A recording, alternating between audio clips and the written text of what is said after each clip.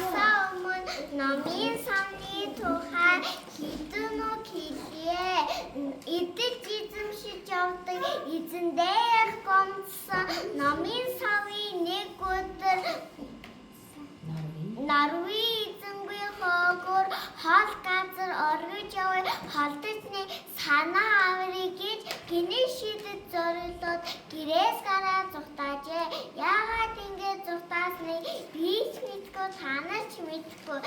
Ямар ч гэсэн нэг учир би байлгүй дээ. За та нар цөмөрөө гарцгаа замаа олоод цугаараа тарцгаа хайшаалж явбал дураараа болцгоо харин битгий гэж эзгээ. За.